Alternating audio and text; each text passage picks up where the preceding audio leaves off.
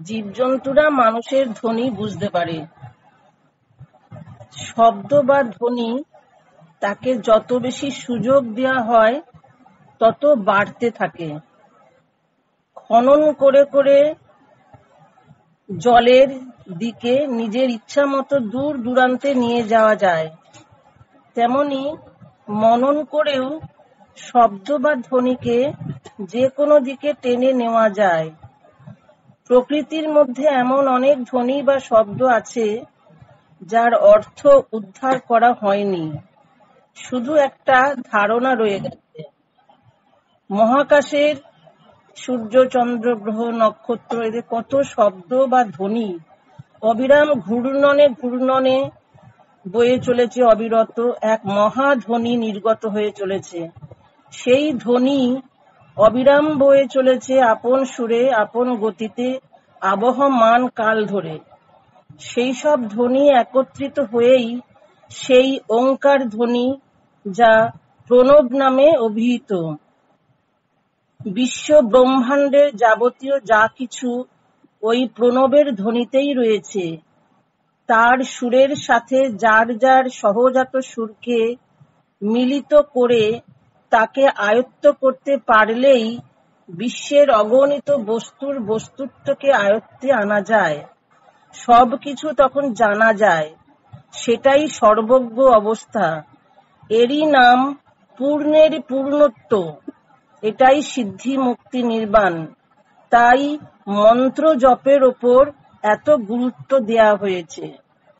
ধ্বনি সবসময় ধ্বনিতই হতে থাকে। এই পৃথিবীটা ধ্বনি কনসেন্ট্রেট, তাই তার ভিতর দিয়ে ধ্বনি বেরোবে। আলো, জল, মাটি, বাতাস সবটাই ধ্বনিময়। ধ্বনিময় বলেই তুমি বৃহৎ থেকে বৃহত্তমে যেতে পারছো, সূক্ষ্ম থেকে সূক্ষ্মতর হতে পারছো। ধ্বনিময় বলেই বৃহৎ থেকে বৃহত্তমে যেতে পারছো, সূক্ষ্ম থেকে সূক্ষ্মতম হতে পারছো। ধ্বনিময় যদি না হতে, যদি ধ্বনি থেকে না আসতে, তাহলে এই কাজগুলো কিছুতেই করা সম্ভব হতো না। এবং গতি প্রকৃতি একই ধাঁচে একই অবস্থায় থেকে বিভিন্ন অবস্থাকে রূপান্তরে গিয়ে উপলব্ধি করতে পারত না। গতি প্রকৃতি একই অবস্থায় থেকে বিভিন্ন অবস্থায় গিয়ে উপলব্ধি করতে পারত না। এতেই বোঝা যায়, তুমি যদি ধনী না হও, তোমার ছেলে ডাকছে তোমাকে মা বলে,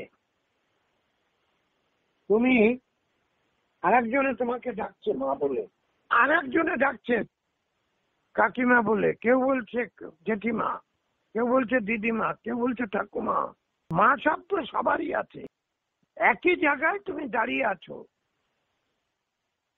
তোমাকে বহুজনে বহু শব্দ ইউজ করতেছে, তুমিও শব্দ হয়ে শব্দটাকে উপলব্ধি করছো। তুমি বস্তু, একদিকে তুমি বস্তু, তুমি বস্তু আছো বলেই তোমার ভিতরে সেই শব্দগুলো কনসেন্ট্রেট হয়ে আছে বলেই সেই অণু পরমাণুগুলো বেরিয়ে শব্দের সাথে সাথে সেই অণু পরমাণুগুলোর সঙ্গে সংঘাত হওয়ার সাথে সাথে তোমার মনের কোণে সেই ছাড়াটা দিয়ে দিচ্ছে। বুঝতে পেরেছ? হ্যাঁ। তাহলে দেখো, যে মা বললো, তোমার ছেলেও মা বলতে পারে, তোমার বাবাও মা বলতে পারে, তোমার শ্বশুরও মা বলতে পারে, তোমার শাশুড়ি মা বলতে পারে, আবার তোমার মাও মা বলতে পারে। কিন্তু তুমি এই মা শব্দটার এবং পাড়া প্রতিবেশীও, অচেনা ব্যক্তিও তোমাকে ভালোবেসে মা বলতে পারে। পারে না? হ্যাঁ। তাহলে সবারই কিন্তু শব্দের উপরে তুমি পরিচিতিটা পেলে কিনা? তাহলে এতগুলো পরিচিতি তুমি যখন পেয়েছো, তুমি শব্দে রূপান্তরিত ঘটিয়ে তবে তো সেই শব্দটাকে তুমি উপলব্ধি করেছো শব্দের মাধ্যমে। এই যে উপলব্ধি, এই উপলব্ধিটা যে তুমি করলে সেটাও কিন্তু শব্দ। তুমি যে উপলব্ধিগুলো করলে সেই উপলব্ধিগুলো পর্যন্ত শব্দ। তাহলে তুমি উপলব্ধি করলে কি দিয়ে? তুমি যে যন্ত্রপাতিগুলো দিয়ে উপলব্ধি করলে সেই যন্ত্রপাতিগুলো শব্দ। তুমি যে উপলব্ধি তো হলে, উপলব্ধি তো হলে সেটাও শব্দ। হ্যাঁ, সেইটা এইখানে উপলব্ধি তো আর উপলব্ধির ব্যাপারটা যেটা তখন বলেছিলেন যে তোমার দেহে যতক্ষণ তুমি সেটা পাচ্ছ, মানে বস্তু আকারে যখন উপলব্ধি করছো, কোনো কিছু অনুভব করছো, তখন সেটা বস্তু আকারে থাকছে। আর যখন তুমি উপলব্ধিত হয়ে যাচ্ছ তখন তুমিও ফাঁকা, শূন্য, মানে ওই বস্তুটাও ফাঁকা হয়ে যাচ্ছে, শূন্য, তুমিও শূন্য হয়ে যাচ্ছে, এবং সেটা তখন শব্দ বা সুরে তখন সেটা বেরিয়ে যাচ্ছে। এটা বলেছিলেন। হ্যাঁ, তোমার কথাটা ঠিক আছে, তোমার কথাটা কোথাও ভুল নেই, ঠিক আছে। কিন্তু টাইম ফ্যাক্টরে কিভাবে মুহূর্তের মধ্যে পরিবর্তন হয়ে যাচ্ছে, বোঝো, বুঝতে পেরেছো ব্যাপারটা? হ্যাঁ, মুহূর্তের মধ্যে এটা পরিবর্তন, রূপান্তরিত হয়ে যাচ্ছে। মুহূর্ত বললেও সেটাকেও টাইম অনেক বেশি দেয়া হয়। এখানে আপনি একটা যে বলেছেন সেটা বলছি, তখন যে বিশ্লেষণ, উপলব্ধির ভেতর দিয়ে যখন উপলব্ধিত হলাম তখন সেটা সুরে পরিণত হয়ে যাচ্ছে। তখন আপনি বললেন যে এটা কি করে হলো, সেইটা প্রসঙ্গে আপনি বলেছিলেন যে তোমার দেহ বিনা যন্ত্রটা হচ্ছে একটা নেট, লোমকূপটাও নেট, নখটাও নেট, এত নেট ভাইব্রেট করছে। এবং আমি কর্ণজনি দিয়ে যখন শব্দটা শুনতে পেলাম, সেটা তখন শুনতে পেলাম বস্তু হয়ে, এবং বলেছেন তখনই যে বস্তু হয়ে বস্তু দিয়ে বস্তুকে নির্ণয় করতে হবে। যখন বস্তুকে নির্ণয় করলাম, উপলব্ধি করলাম, তখন সে ফাঁকা হয়ে গেল, মানে শব্দ রূপ নিয়ে নিল। হ্যাঁ, যত সময় আমার মধ্যে ছিল সেও বস্তু, তুমিও বস্তু। হ্যাঁ, যত সময় দেহের মধ্যে ছিল তখন সে বস্তু আকারে ছিল।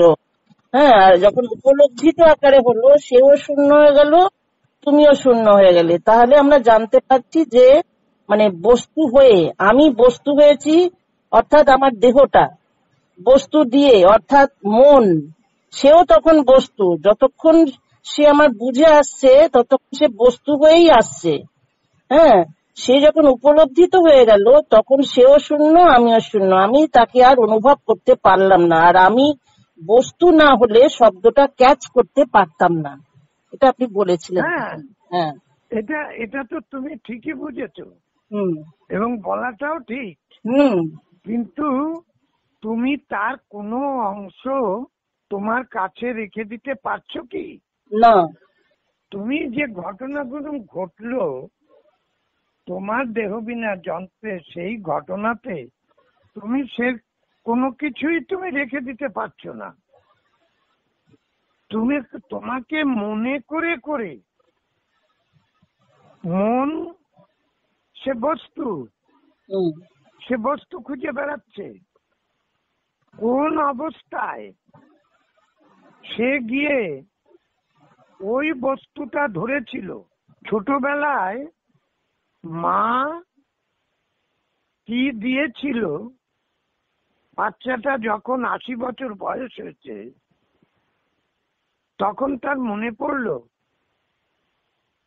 যে মা ছোটবেলায়, আমি তখন এত ছোট যে আমাকে মা এই জিনিসটা রান্না করে খেতে দিয়েছিল, এত সুমধুর লেগেছে ওই জিনিস আর আমি কোনোদিন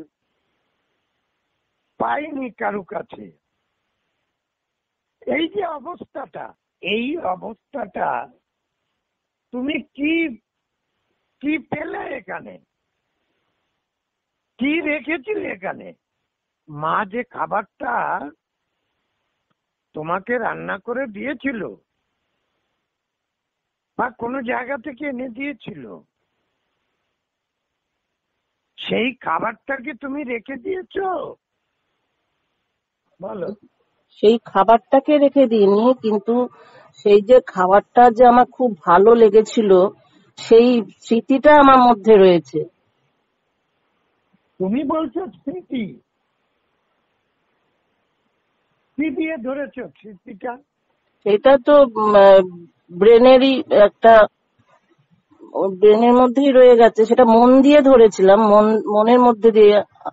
মন দিয়ে রেখেছিলাম, আর সেটা স্মৃতি নয়, আমার মনে হয় এটা উপলব্ধিটা। সেই সময়ের যে সেই যে স্বাদটা, তার উপলব্ধিটা ধরে রেখেছিলাম, কিন্তু সেই উপলব্ধিটা তো শূন্যে চলে গিয়েছে, শূন্যে মিশে গিয়েছিল সেই সময়। শূন্যে মিশে গিয়েছিল, কিন্তু আমার মধ্যে তো সেটা কিছুটা রয়ে গেছে। ছিল একটা অংশ, একটা অনু সেইটা তো নিয়ে রেখে দিয়েছে আমার মধ্যে।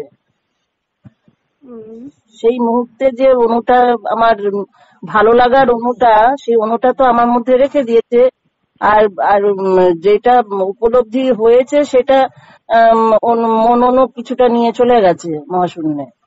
হ্যাঁ, মননু নিয়ে চলে গেছে, কিন্তু ঠিক আবার মানে সেই 80 বছর বয়সে সেই ছোটবেলার কথাটা যখন আমার সেই কথাটা মনে পড়েছে, সেই অনুটা সেই সময় আবার জাগ্রত হয়ে গেছে। হ্যাঁ, সেটা অবস্থার পরিপ্রেক্ষিতে সেইটা আবার হয়েছে। সেই অনুটা জাগ্রত হয়ে গেছে যখন আমার ভেতরের অনু আর শূন্যে মিশে যাওয়ার অনু একসাথে কানেক্ট হয়ে যাওয়ার ফলে আমার মনে হয় আমার সেই সময়টা মনে পড়েছে। এই যে মন, হ্যাঁ, এই যে স্বাদের ব্যাপারটা, হ্যাঁ, শব্দের ব্যাপারটা, বুঝের ব্যাপারটা, এই জিনিসগুলো তোমরা মনে যে পড়ে, মনে পড়াটা ভিতরেও অনেক রকম গন্ডগোল। সেই গন্ডগোল গুলো কি, ওই যে তোমার সাথে টাচ হয়েছিল, হ্যাঁ, হ্যাঁ, হ্যাঁ, ওই বস্তুটার স্বাদ তুমি সেই টাচটাই পেয়েছিলে, বুঝতে পেরেছো? স্বাদটা ওই টাচটাই তুমি পেয়েছিলে। ওই যে টাচটা তুমি পেয়েছো জিহ্বায়, ওই টাচটা তুমি জিহ্বায় পেলে কি করে?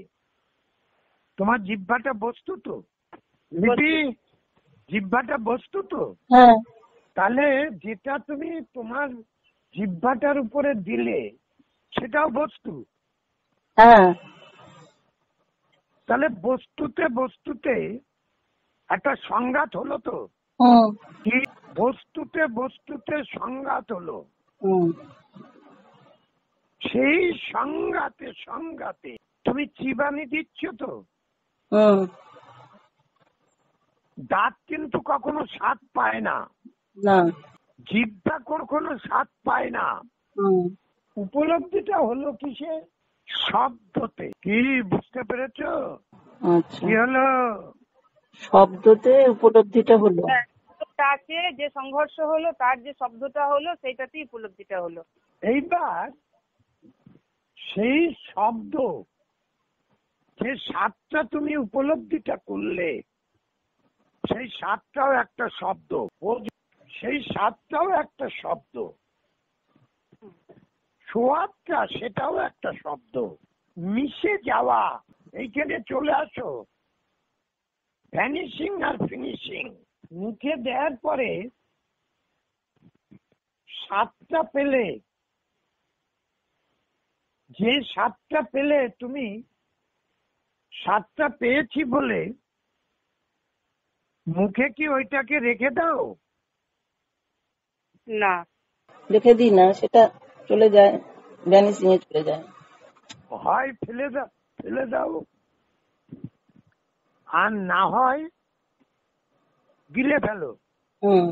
গিলে ফেলাটা সেটাও একটা অন্য পর্যায়ে চলে যায়, সেটাও একটা শব্দ রূপ নিয়ে চলে যায়।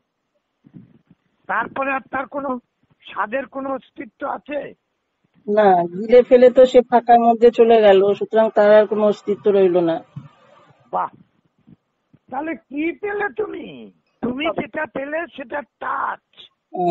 সেই টাচটাতে কি হলো? তোমার ভালো লাগলো, সুস্বাদু লাগলো, কি তাই কিনা? তাহলে তোমার কাছে কি জমে থাকলো?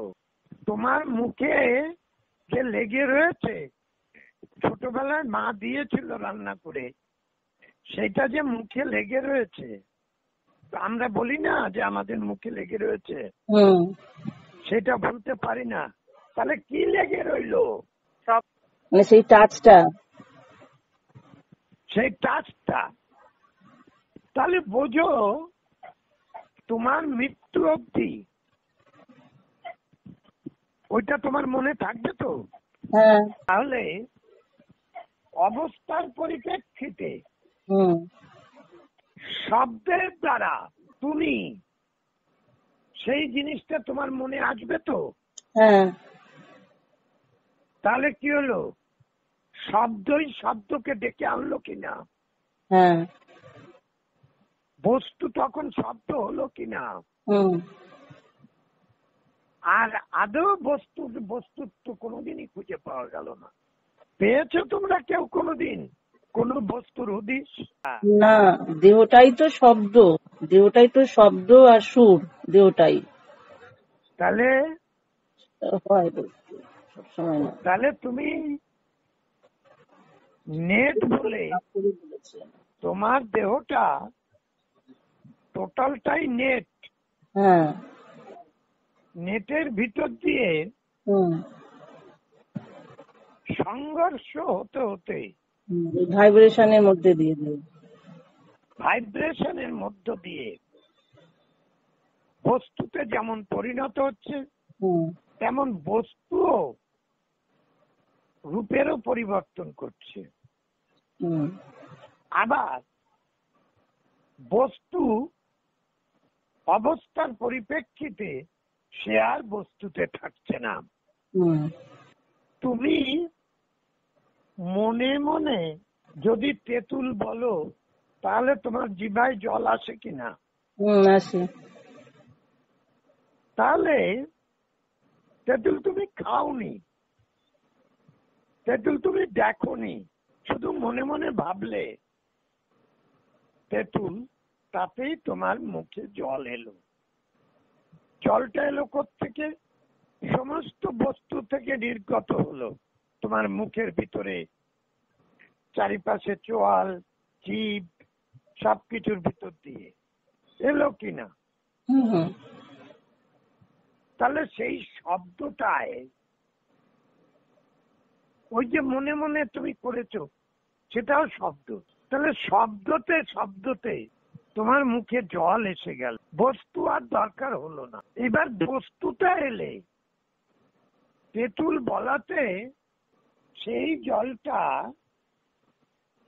তেঁতুলটা মুখে দিলে সেই জলটারও কিন্তু পরিবর্তন হয়ে যায়। হ্যাঁ, তা তো হবে। হ্যাঁ, তা তো হবেই। মনে মনে করলাম। হ্যাঁ, সেই জলটা এখন যেমন চারিদিকে জমে আছে, যখন তেঁতুলটা মুখে দিলে সেটা ভেতরেই চলে যাবে, সেই তেঁতুলের সাথে সেটা ভেতরেই চলে যাবে, পরিবর্তন হয়ে যাবে। তখন তোমার স্বাদেরও পরিবর্তন হবে, বুঝের পরিবর্তন হবে, বুঝিটার পরিবর্তন হবে, এবং তোমার দেহের সেন্সেশিটি অবস্থাটারও পরিবর্তন হবে। তাহলে এবার বুঝতে পারছো যে শব্দ কিভাবে বিভিন্ন অবস্থার ভিতর দিয়ে শব্দ নিজে কত গতিতে, কত দুরন্ত গতিতে ছুট এবং এত ব্যস্ত, তার ভিতর দিয়েই সৃষ্টিটা হয়ে চলেছে। আবার সৃষ্টিটা মিশে যাচ্ছে, ফিনিশিং হচ্ছে, ভ্যানিশিং হচ্ছে, আবার রূপান্তরে পরিবর্তন হয়ে আবার রূপে রূপে রূপান্তরিত হয়ে আর একটা রূপে দেখা দিচ্ছে। কি দিচ্ছে তো ঠাকুরের জন্য এক জায়গায় বলেছেন যে তোমাদের দেহটা হচ্ছে শব্দ, ঠিক মতন যদি টোকা দাও, দেহযন্ত্রে ঠিক মতন যদি টোকা দিতে পারো, তাহলে ঠিক শব্দটা তোমাদের সুরটা বেরিয়ে আসবে। হ্যাঁ, সেই কথাটাই আমি তোমাকেও বলছি। সেই কথা, ঠাকুরের কথাটাই তোমাকে বলছি, যে বিশ্লেষণ করা, বিচার করা, বুঝে নেওয়া, বুঝিত হওয়া, এটা কি করা যায়? এর কোনো শেষ আছে কি? এর কোনো, এই সাগরের কোনো প্রথম বা শেষ দুটোর একটাও খুঁজে পাবা না। এই দেহ সাগর, দেহটাও যে একটা সাগর, সেটা বুঝতে পেরেছো? হ্যাঁ, দেহটা পর্যন্ত, দেহের ভেতরে চলে গেলে তার আর কোনো অস্তিত্ব খুঁজে পাবে না। দেহটাও একটা সাগর।